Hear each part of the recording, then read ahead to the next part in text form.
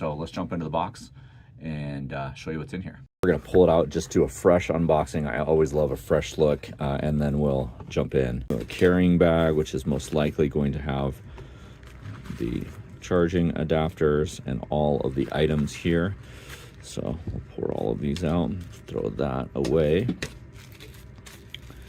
And nice little dust wind mic cover there. And we're going to have two of those, one for the receiver and one for the one that's on the lapel or collar or shirt or whatever you're wearing, but it's mostly going to be the same thing.